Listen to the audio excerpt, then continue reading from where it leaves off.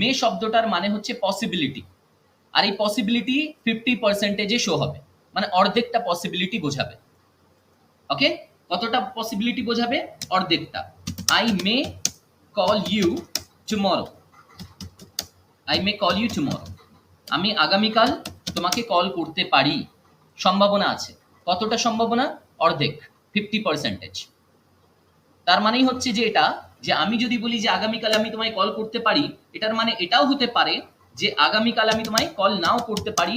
I may not call you tomorrow, I may not call you tomorrow, আমি আগামীকাল তোমায় call নাও করতে পারি। As simple as that. 50-50%। যদি আমি পজিটিভলি বলি তার মানে হচ্ছে নেগেটিভ 50% আছে, আবার যদি আমি নেগেটিভলি বলি তার মানে এটা হচ্ছে যে 50% যেখানে পজিটিভও আছে, দুটোই 50-50-তে আছে। ওকে, যে কোনো বিষয়ে ধরে নাও যে তুমি আমার কাছ থেকে একটা হেল্প চাইছো, যে স্যার আমি এই বিষয়টাতে একটু প্রবলেমে আছি, একটু প্লিজ আমাকে হেল্প করবেন। সো আমি তখন কি বলছি? আমি বলছি যে I may help you, I may help you, আমি তোমাকে সাহায্য করতে পারি। যখন আমি এটা বলছি তার মানে এটা হচ্ছে যে I may not help you, I may not help you. Okay, এটার মানে এটাও দাঁড়ায় যে আমি তোমাকে সাহায্য নাও করতে পারি। অর্থাৎ 50-50% থাকবে যে কোনো বাক্য। যদি পজিটিভলি বলি তার মানে হচ্ছে নেগেটিভ 50% আছে, নেগেটিভলিও যদি বলি তার মানে পজিটিভ 50% আছে।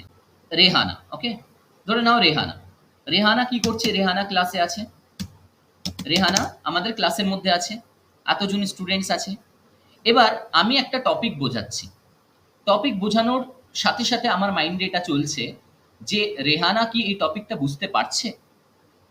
সো তখন আমি যদি এরকমটা ভাবে দেখি যে হতেও পারে যে সে বুঝতে পারছে, হতেও পারে সে বুঝতে নাও পারছে। সো রেহানা মে আন্ডারস্ট্যান্ড, হতে পারে সে বুঝতে পারছে যে টপিকটা নিয়ে আমরা এক্সপ্লেন করছি, অথবা এটাও হতে পারে যে Rehana may not understand this topic. Okay, এই টপিকটা হয়তো সে বুঝতে পারছে না। সো দ্যাট মিনস কি মে দিয়ে আমি এখানে 50-50% সম্ভাবনাটাকে বোঝাতে পারছি। ধরে নাও আমি বলছি কোনো একজন আমি একটা পার্টি রেখেছি, সেই পার্টিতে তাকে ইনভাইট করা হয়েছে। আমি মনে মনে ভাবছি যে he may come to the party, he may come to the party, সে পার্টিতে আসতেও পারে। যখন আমি বলছি যে সে আসতে পারে, সম্ভাবনা যখন আছে, তার মানে এটাও ঠিক he may not come to the party, come to the party. আর যখন ধরে নাও তুমি এটাকে কনফার্ম করতে চাইছো, ধরে নাও তুমি বলতে চাইছো যে সে অবশ্যই আসবে, মানে ডিসিশন নেওয়া হয়ে গেছে এবং কোনো কাজ করা হবে, তখন এই মেট আর ইউজ করবে না, তখন বলবে he will come to the party, he will come to the party, সে পার্টিতে আসবে।